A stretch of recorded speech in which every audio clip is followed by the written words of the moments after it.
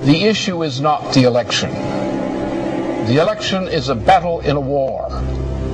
It is not something unto itself. The result of this election in itself is a matter of indifference. It's a question of how the battle is won and lost, which is important. But there's another issue here. There's also an issue of World War III.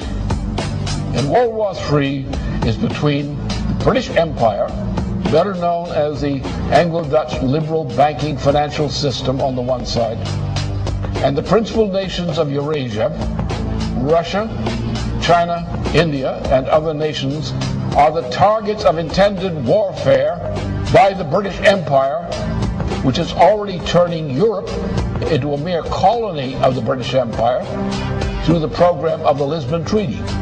If the Lisbon Treaty were adopted, and is being pushed for adoption now, there would not be a single nation on the continent of Europe, west of Belarus and Russia, which had any sovereignty whatsoever. The British Empire would control the entirety of that region of Europe, from Portugal to the borders of Belarus and Russia, as a puppet of the Anglo-Dutch liberal financial interests. It is those interests represented in the United States for a long time have taken over control of the US dollar, control of the United States. Now they're moving in for the kill. The same cartel that put Mussolini into power in Italy, the same cartel that put Hitler into power in Germany. And we're now at the brink of something like a Hitler power taking over the United States. If they grab the United States, then they will grab all of Europe under the Lisbon Treaty. If they control the United States and the parts of Europe under the Lisbon Treaty, then you will have an actual fighting war emerging on this planet. You will have dictatorship. You will have mass starvation. The elimination of whole sections of the population of parts of the world through starvation. And that's part of the British program. It's the food war. That's the situation. We're not dealing with an election. We're dealing with whether there is in the United States, in the top layers of society, the moral fitness to survive. And so far the vote is in the leadership of the Democratic Party and the Republican Party, neither is morally fit to survive. They're as unmorally fit to survive as the people who backed Mussolini and backed Hitler back in the 1920s and the 1930s. And if we allow this to happen, we will get the same kind of treatment that the victims of Mussolini, Hitler, and so forth suffered. That's what we said. We have to win this war against that evil empire.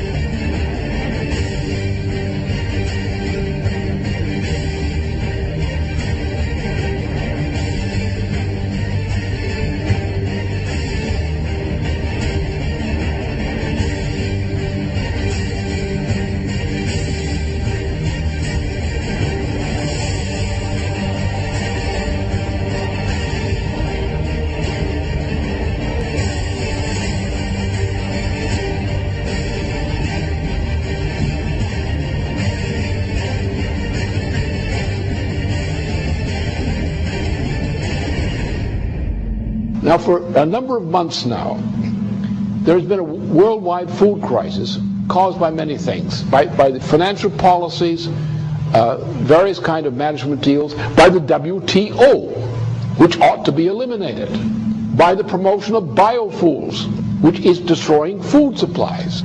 This biofuel program is a gigantic swindle for which there is no possible justification. None. The justification comes out of the World Wildlife Fund of Prince Philip.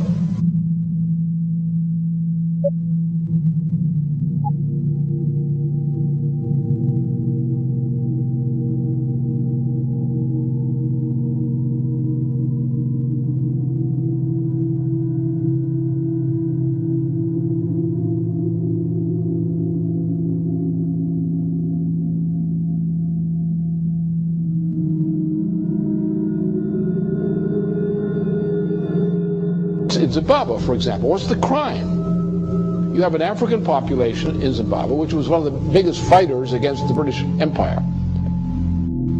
They're not allowed to develop their own territory because London, by various mechanisms, prevents them from doing so. And London uses the farms it allows to prosper in former Rhodesia to feed the populations of Britain. So you have non-African farmers running farms, producing food in Zimbabwe for the edification and fattening of Brits. But the rest of the population is inhibited in any attempt to develop. What they've done is they've taken industries, manufacturing industries in particular, agriculture in particular, and countries which were good agricultural producers or good manufacturing producers have been stripped of those industries. Those industries have been taken to populations where the lower 80% of the population is illiterate. So you have colonies of manufacturing in countries in Asia, Africa, and so forth, South America, where the people, the 80% of the population, does not participate in the economy. You have areas which used to be food-producing areas which no longer produce food. Because what you're having is a world dictatorship under the name of globalization, better called the new Tower of Babel, in which the cultures are being destroyed as the United States is being destroyed, as Germany is being destroyed, as Italy is being destroyed, as France is being destroyed, and the attempt to make war on China, India, and Russia. And that's the intent of the British Empire. Nothing less than destruction and breakup of China, the breakup of Russia, the breakup of India. That is the policy of the British Empire now. This is what the game is. And if this game is not stopped, I can tell you there'll be no planet. But then come back to the food question. If you want to get the American people and other people of other nations up on their hind legs, acting like free people rather than battered slaves, tell them their food for tomorrow morning is not there. That activates popular resistance more than anything else. We are now in such a situation. For many parts of the world, the lack of food is an immediate reality. There is a growing explosion throughout much of the world over this food shortage issue. The rate of food shortage is increasing because the stocking from various food stores, annual stores, has been already delivered, and there's not enough. So as the fact of the empty warehouses and equivalent forms of supplies, as these things go down without food, the food crisis is going to accelerate. And you're going to have not only other parts of the world, but also American citizens who are now faced with the threat of death by food shortages. So therefore, the issue here is not the election result. The issue is not the president. Obama is not competent to be a president. He has none of the makings of competence. They don't want Obama. They just want to use him to destroy Hillary Clinton. That's all. Once they destroy Hillary Clinton, they'll get rid of Obama. That's their intention. And their intention is to bring in a fascist regime in the United States, a presidency which will be, in effect, a fascist regime, which will cooperate with the British and bring the United States into alliance with the United Kingdom, or the Anglo-Dutch liberals. Not all Brits are for this, by the way. And with a Europe, or Western and Central Europe, taken over by this same imperial power. An imperial power whose intention is to go to war against Russia, China, India, and other countries using nuclear power. That's the intention.